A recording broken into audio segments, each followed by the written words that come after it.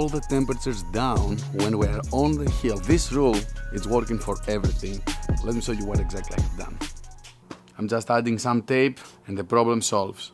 So over here, if you see the way I install the fans, these ones, they have a small gap over here. Believe it or not, this area, it's the most difficult area to suck the air. Only if the air goes through that, it's gonna cold. But because of these small places here, all that fan, which they say this fan is 1000 CFM, 50% of the air is gonna go through here, which is the easy area, and the next of the air is gonna go on the side, through the radiator. Trust me, if you do that, this is actually 1000 SFM, and if you don't do that, you're gonna have only, you're gonna get only half of the power of the fan. Trust me, it's a big difference, and the solution, it's aluminum tape. You can aluminum tape it like that, and now the air don't have a room to go from here. It's gonna suck it in only for the radiator, and that's how this radiator is gonna work very efficient, and you're gonna get this 1000 and 1000 total of 2000 CFM hopefully from these two fans, so they can make the work done. Yo, upgrade before we move forward. It was a couple of busy of days, and yeah, back on the van. A lot of parts show up. I'm gonna show you what's going on down with the oil coolers, but very important. Here we have the AC condenser. You see this gap between of them? They have a plastic on the bottom, so all the air is sucking in.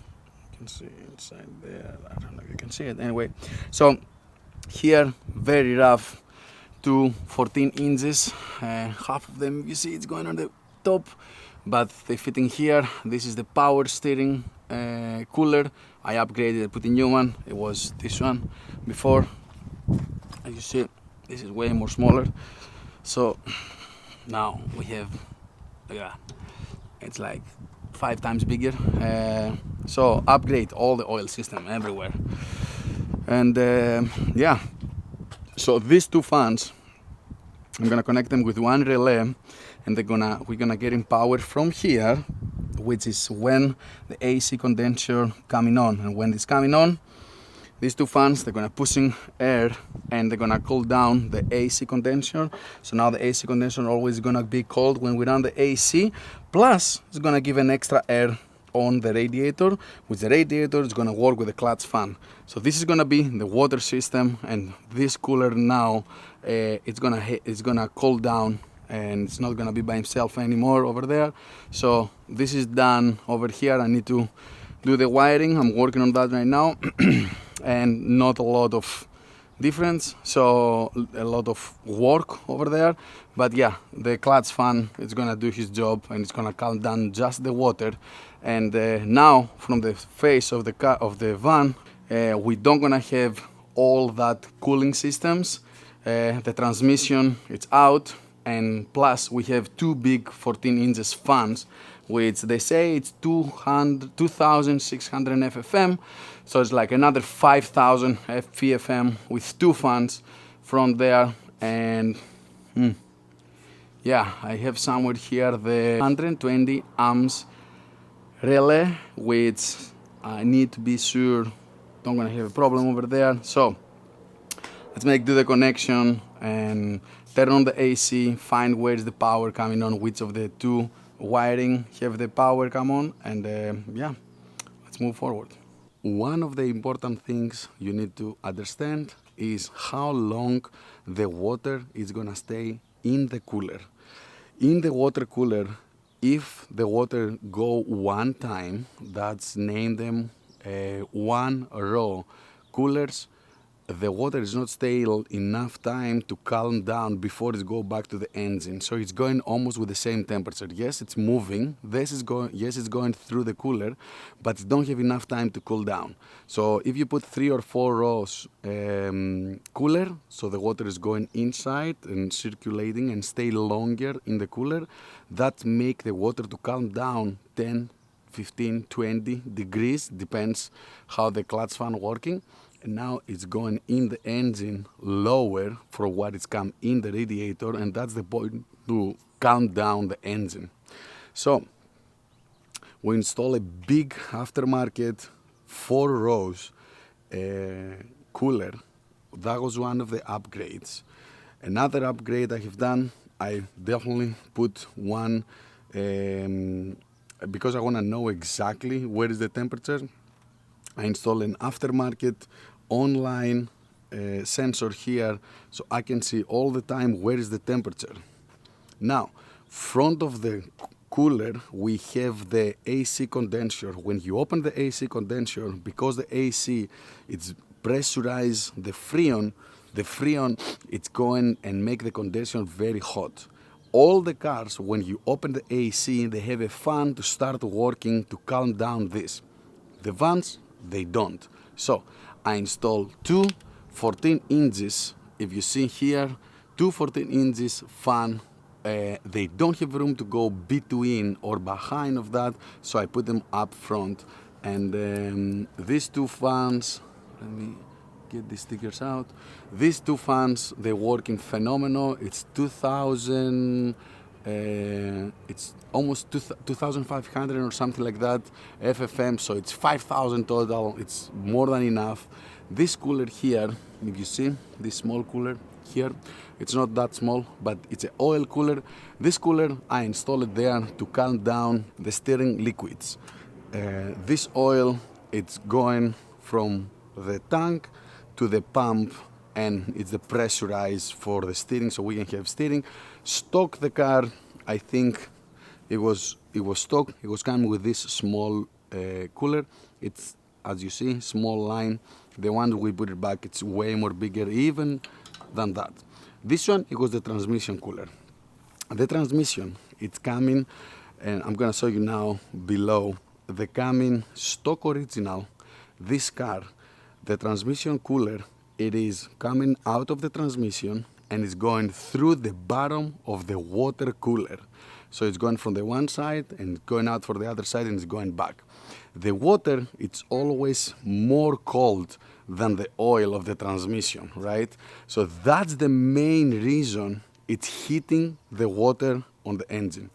So this thing, when it's driving by himself, I think it's not more than 6,000 pounds, but now we add another 10,000 pounds on the back of this, right? This thing with a race car and full load and all that stuff inside there, which now it's empty, but if you see, it is full of stuff, you see? So now it's probably 6,000 plus another 1,000 for sure, maybe 2,000, because it's a lot of tools and a lot of parts. So we have all of that stuff over there, and we have a full load trailer with all equipment and the race car, right? So that's a lot of load for the van to take, and the most, the engines, you know, the 7.3, it's so good, but the transmissions, they get all the load and all the heat is there. So this oil, it's going, let me show you how it's going original and how we made it right now. Down below here, if you see, on the bottom we have one go in and one go out. This is the lines to come in for the transmission. This use over here, use two lines to come in for the transmission and go over there. So now I change that. Now play anymore this heat, it's not going. This is the original lines. One is here and one is here. These lines, I bend them back. They are not going front anymore. They're going back here. The transmission is coming out, the oil. They have a filter. I add this filter, and this line is going now on the new cooler over here. And what we got here, we have a big cooler very big, as you see, way more bigger, outside of the heat on the front of the engine, with two separately relais and two fans, and he have his own temperature controller. And when it's going close to 200, this is coming on and kicking off the fans, which I have to do all that wiring here. And this is a separately, over there, is a separately oil system just for the transmission. What it's doing is the oil is going to the filter, for the filter it's going to the sensor, for the sensor is going in the cooler and right back to the transmission. What we achieve with that? All that temperature of the transmission, it's not going anymore and hit the water of the engine. Now we're gonna have better cooling engine temperature, water temperature, and better cooling oil temperature on the transmission. That give us two benefits, right? So now we are out of the temperature, it's out here, so we don't have one more cooler front like everybody's doing it. So now we don't have this temperature for the cooler and for the water on the engine. Usually people put the in oil in the water cooler. The outside is going on the new, they install like radiators like the one I have before, and the back from there is going to the transmission. But this is not with their own fan. They cool down for the fan front of the AC condenser, which don't have fans. So now, so far, we install new clutch fan, new radiator, 4 rows, and 2 fan for the AC condenser to blowing air also to cool down the AC condenser and the water cooler behind of that. And we get all that heat for the oil of the transmission, and we separate with her own system with a cooler outside of the front of the engine to calm down the transmission. Okay, I hope you follow so far. Now we're gonna see what we can do and how we can improve the oil temperature. These cars, they don't have intercooler, and because they don't have intercooler, the air to go in, it's very hot. The most heating oil component to make the oil hot, except the water temperature and all the temperature for outside, is the turbo. Because this turbo, it's calming down with oil on the middle of the turbo, on the axle. When it's turning, they have oil to go through that. And you can imagine how much heat this thing have when I'm going 30 minutes, 100% throttle on the hill, pulling all that thing. Now adding another 12,000 pounds probably on the 7.3 engine, which is already pulling a van full load. So this oil and this heat before the upgrades I make, it was 260 Fahrenheit. Sometimes I saw 265, which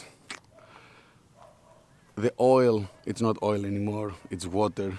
If you know how the oil is working, they have bubbles, small bubbles with air, and these bubbles over there, when we go on this temperature, they collapse. So the oil, if it goes so high once, it's done. It's not oil anymore, you blow your engine.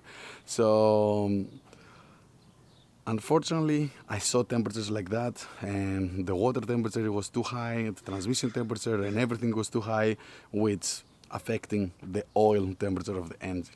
What we can do to save that? This car have no oil cooling system. So if we go down here, I'm gonna start from the beginning to explain what exactly I have done.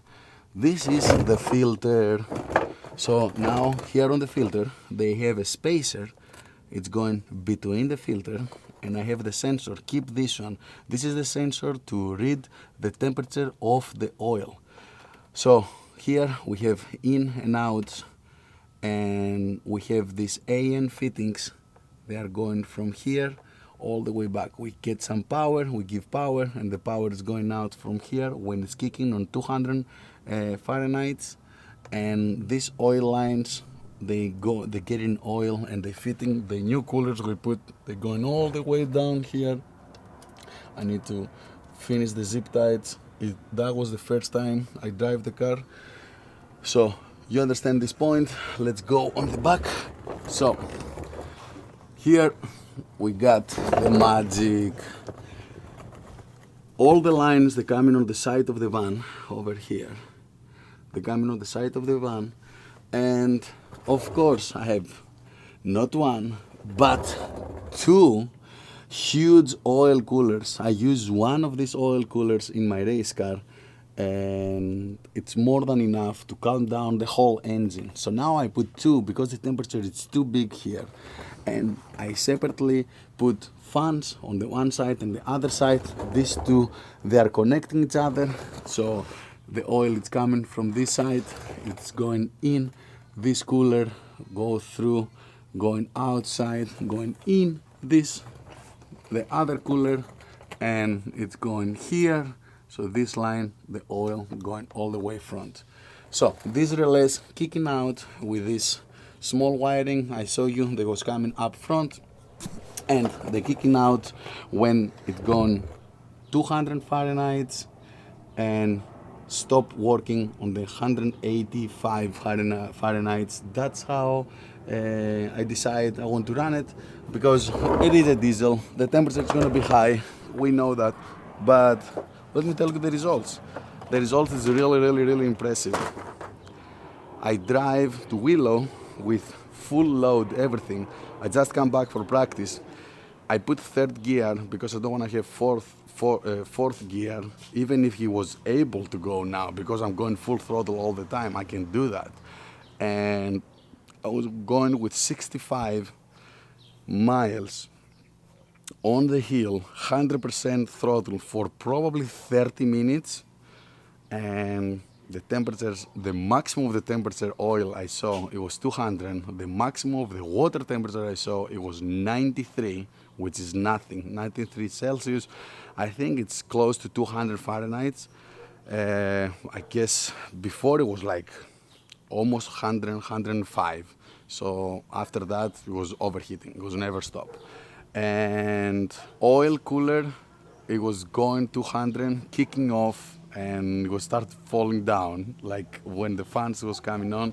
The transmission fans, because I put a little bit lower sensor, it's coming on and it's never stop. So I feel like when I start driving and start pulling this thing, the transmission fans, they're never gonna stop. But this is, like I tell you, the most temperature it's getting. I think I'm gonna leave it with one cooler with the two fans. It's gonna be more than enough. We are about to go to New Jersey, so I'm gonna see how this temperature is gonna go. But if I have to, I can add another cooler with two more fans on the side, the way this one is. It's super easy now, we know what we need to do, and that's gonna be way more than enough. But I was like, okay, don't overcook it that much. This cooler, it's too big. It's 3 times bigger than the cooler they have upgraded these guys before when they built the ambulance. So if you wanna have the temperatures down, that's the way. If you want me to do it for you, I can do it. I'm located in California and I have the list for all the parts. It's gonna take me probably 2 days for the day you place your order. But yeah, the LS Doctor is here. I love this Ford van, even if I build LS engines. This is my favorite vehicle. I really enjoy my time with that, and I enjoy the progress we have go through. This car have a very good, nice suspension stuff, so you can pull this trailer, and I'm thinking to maybe do it dually. I never have seen someone in person. They have told me they do that. They do stuff like that. Somebody have make it dually, but I don't know if I really want to do it, or I can keep changing tires every 10,000 miles. Because the tires every 10,000 miles, the inside, it's getting a little bit bad. But anyway, this video, it's all about how you can improve your cooling system in your 7.3 turbo diesel 2000, I think it started in 97 until 2003, 2003, 2004, 04. Now the only thing I can upgrade is to fix the intake and install intercooler, because these cars, they come in with no intercooler, and the 7.3 dualies, they come in with intercooler. So I was thinking to modify that stuff, but on the other hand, this machine is made to be an ambulance.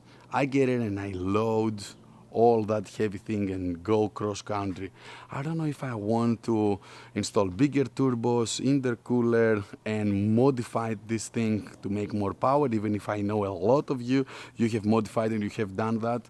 I think I'm gonna keep it stock, so I can, all that modifications, they have nothing to do with emissions. The car can pass smoke check, and I feel this engine can go another 1 million miles the way I have it, and all that cooling system's working so well. So let me know if you find this video useful. Let me know if you have any questions, and yeah, 7.3 for life, baby.